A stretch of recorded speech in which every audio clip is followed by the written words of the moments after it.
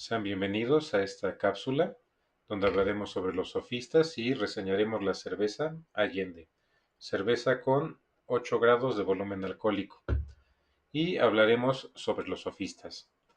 Empecemos hablando por los sofistas, quiénes fueron, cuáles son los sofistas principales y qué defendían. De los sofistas más importantes que contamos o que sabemos de su existencia son sobre Protágoras de Abdera, el que se considera el fundador de este movimiento, puesto que fue el primero en considerarse a sí mismo un sofista, y a Gorgias de Leontinos, el cual es un orador excelente, el cual es refutado, bueno, no es refutado, sino que es más bien un diáloga con Sócrates en el diálogo homónimo, de la misma forma que Protágoras. Estos dos son los sofistas más grandes. Eh, si bien dentro de los sofistas hay movimientos, realidades diferentes, expresiones diferentes y cuestiones tanto literarias como políticas y culturales diferentes, algo que es central para los sofistas o que es algo que se ha querido ver como que abarca a este movimiento, es el tema del relativismo moral, el cual es una propuesta de Protágoras. Ahora bien, ¿en qué periodo histórico ubicamos a los sofistas? Los sofistas fue un movimiento que surgió entre la presocrática y la socrática.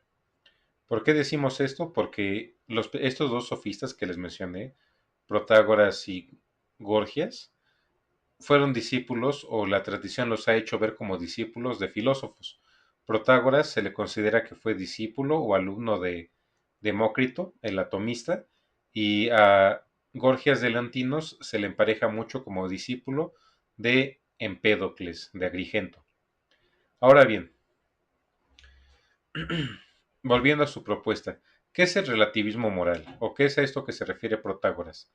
Protágoras tiene una frase no tan conocida, pero del personaje es sumamente importante, y es por lo que se les recuerda, que es que dice lo siguiente: de todas las cosas el hombre es medida, de las que son en tanto que son, y de las que no son en tanto que no son. Sonará raro, pero básicamente el objetivo de Protágoras era demostrarnos que el conocimiento, la ética, cómo se comportan las cosas o qué juicios se les dan, no son objetivas, sino que depende de la persona que las recibe para que ese tenga un valor, ya sea de verdadero o de falso. Protágoras se basa mucho en el mundo de las opiniones. Eh, el ejercicio más común que da Protágoras es que para una persona que está acostumbrada a un clima frío, el calor de el desierto lo puede matar. Y a una persona acostumbrada a vivir en el desierto, irse a vivir a una tundra, también lo puede matar, mientras que las personas que están acostumbradas a vivir en dichos espacios son menos propensos a sentir esto, ¿no? Eh, de la misma forma, el hecho de ver a una persona un acto bueno o un acto malo dependerá completamente, o al menos esto lo dice Protágoras, de la persona que lo hace. Por decir lo siguiente: asesinar puede ser algo bien para un asesino, puede ser algo malo para un cura, y hay muchas excepciones o muchos vacíos donde asesinar puede que no sea del todo malo. Y esto es lo que nos invita a Protágoras, a que pensemos a que hay dos argumentos y ambos son igual de verdaderos y ambos están luchando por ver cuál gana. ¿Y qué es lo que va a decidir qué argumento gana? No es la objetividad de los hechos en sí mismos, sino la retórica o la inteligencia de la persona que los defiende para que esos argumentos lleguen a buen puerto. En este sentido nos dice que hay un argumento bueno y un argumento malo. En una obra llamada Las nubes de Aristófanes, en la cual se menciona a Sócrates como un sofista, se menciona el argumento mejor y el argumento peor, lo cual podemos ver también como el argumento a favor y el argumento en contra sobre cualquier cuestión. En este sentido, Protágoras nos plantea que las cosas son relativas en tanto que el sujeto que les da valor es la persona y no es objetivo. En el caso de los sofistas, la subjetividad va por encima de la objetividad. Ahora bien, Partiendo de Gorgias, me parece importante resaltar que él toma estas cuestiones de relativismo moral, pero las enfoca sobre todo a la parte del conocimiento. Hay algunos que consideran a Gorgias el primer nihilista o que sentó las bases del pensamiento nihilista. Una frase muy conocida por muchas cuestiones, entre ellas Assassin's Creed, es la de nada es verdad, todo está permitido. Con esta frase de nada es verdad, Gorgias nos dice lo siguiente. El pensamiento de Gorgias se desenvuelve de tal manera. No es un silogismo correcto, pero me parece sumamente interesante porque dio origen a esta corriente. Dice que el conocimiento no se, nada, que el conocimiento no se puede conocer. Entonces, no conocemos, ¿vale? Si algo se puede conocer, eso no se puede comunicar. Y si eso se puede comunicar, entonces es falso. Una forma sencilla de entender este pensamiento sería imaginarnos el teléfono descompuesto. Una información que va pasando de persona en persona y cada persona agrega algo, quita algo hasta que el mensaje queda completamente irreconocible.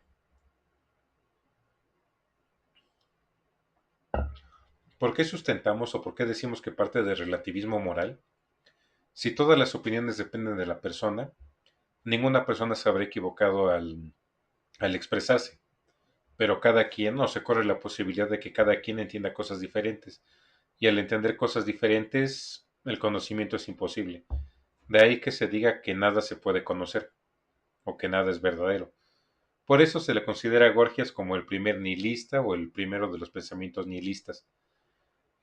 Gorgias es un personaje sumamente interesante, debido a que fue discípulo de Empédocles, un presocrático del siglo VI ateniense, y su gran obra se llevó a cabo en el siglo V y de hecho falleció en el siglo IV. Es decir, su vida fue tan larga, de alrededor de 110 años, en la cual tuvo interacciones con Sócrates, con Platón y con Aristóteles. Estos dos son los sofistas más grandes. Si bien hay otros sofistas menores, queda muy poca obra. Están los que menciona Platón. Tenemos a Hipias, a Pródico de Zeus, a Trasímaco, que son sofistas a los cuales Platón les da voz en su diálogo. Ahora bien, Platón era un detractor de los sofistas, odiaba a los sofistas a muerte. Esto juega en contra debido a que la principal fuente que tenemos para abordar a los sofistas es Platón. Entonces tenemos el sesgo peyorativo de que la persona que conservó su obra era un detractor y no preservó su obra pulcramente, sino que la preservó por medio de sus diálogos. En ese sentido nos podremos preguntar, ¿los diálogos están siendo justos con los sofistas a la hora de valorarlos o están siendo injustos? Eh, Alguien un poquito más crítico a la hora de hablar de los sofistas es Aristóteles, que nos llega a dar un poquito más de datos sobre Trasímaco, el cual es el sofista interlocutor del libro de la República. No conservamos grandes cosas, pero sabemos que Aristóteles tiene mejor opinión de él. Conservamos de Protágoras un poco, de Gorgias también, sobre todo noticias. Y los sofistas, si bien no son filósofos, son sumamente importantes. Como hemos visto en la cápsula dedicada a los presocráticos, ellos se enfocaban más en cuestiones de la física, de la naturaleza de las cosas y de la metafísica. Como tal, la necesidad de la ética, que es una rama de la filosofía, surge para responder al relativismo moral, ya que la filosofía siempre busca dar razón de las cosas. La filosofía con los presocráticos buscaba dar razón del universo, dar razón del cosmos, dar razón del orden, pero no se había preocupado tanto por la ética. Esto llega hasta estos pensadores. Cuestión curiosa es ver que los emparejan como discípulos de Demócrito, sobre todo a Protágoras. ¿Por qué decimos esto? Porque Demócrito, a pesar de ser un presocrático, en sus pensamientos del orden cósmico, del orden de la naturaleza, del gran orden cosmos, del microcosmos, Demócrito también tiene muchas cuestiones éticas.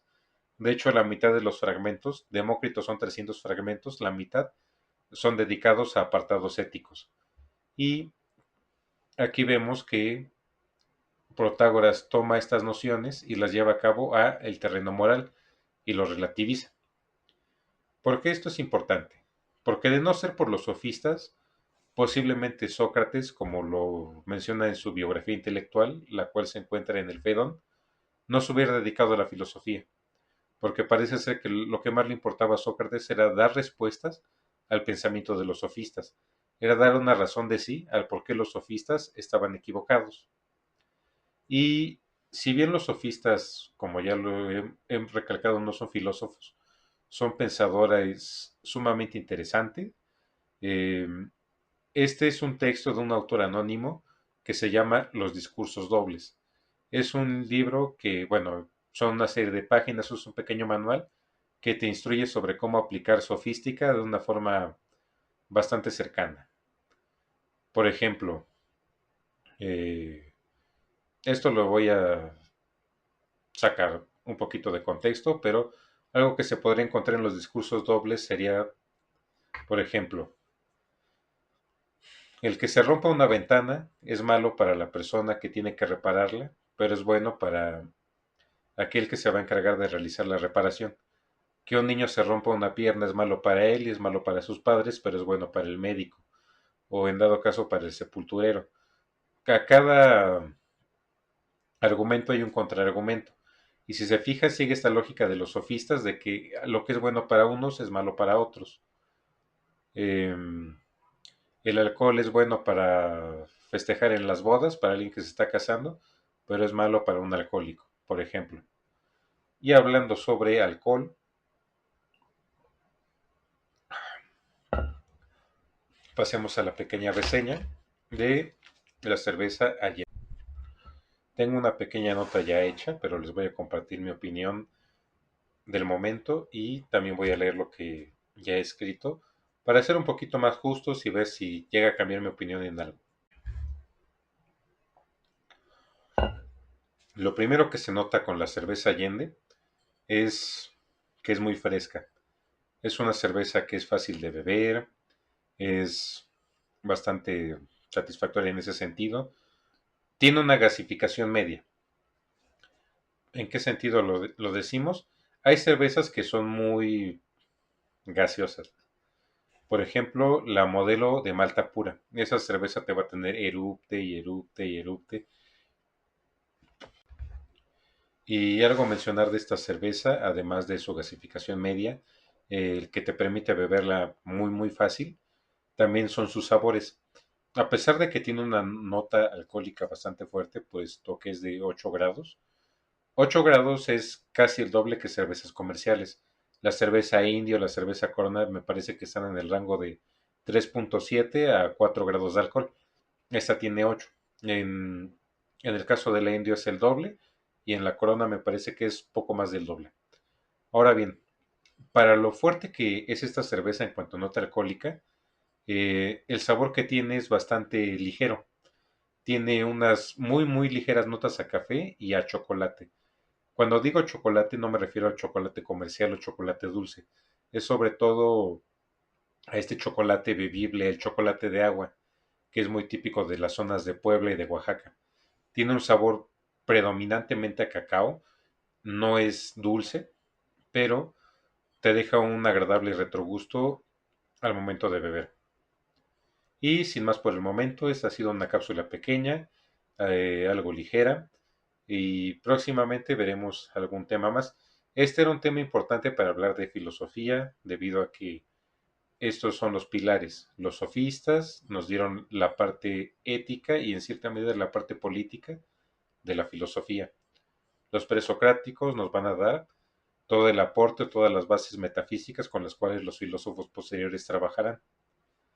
Y es por esto que es siempre bueno tenerlos en cuenta. Muchas veces son olvidados en la tradición y son sumamente importantes. Gracias por ver el video y hasta la próxima cápsula.